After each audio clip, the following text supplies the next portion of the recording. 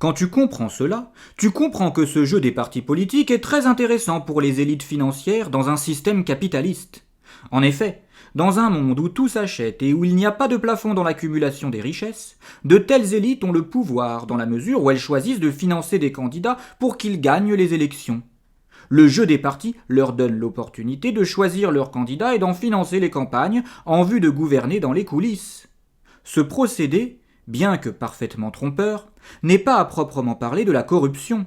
C'est pire, il permet aux riches de gagner les élections légalement, avec les règles du jeu, des règles qui sortent de leur cerveau malin et que le peuple endormi considère comme fondement de la démocratie, bien qu'il n'ait pas été consulté pour les établir. Dans un système où les riches gouvernent officieusement, les partis ont un grand rôle à jouer. Ils divisent le peuple, renforçant ainsi le pouvoir des élites. Ces dernières savent que l'homme n'est pas fait pour échanger objectivement avec ceux qui sont en désaccord avec lui.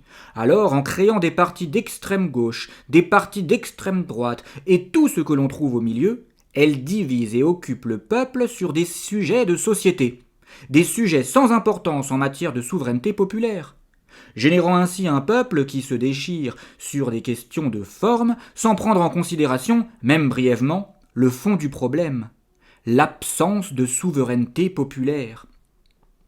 Grâce à ce mécanisme, l'élite est heureuse d'observer les luttes partisanes, claniques, politiciennes et veille à ce que personne n'en sorte afin de maintenir les débats sciemment orientés, laissant hors du champ de vision le vrai sujet.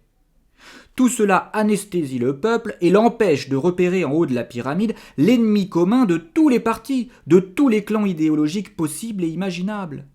En cherchant leur ennemi à droite ou à gauche, ces pauvres militants se battront entre eux sans jamais lever la tête pour constater que l'ennemi commun du peuple tout entier est celui qui se trouve en haut de la pyramide.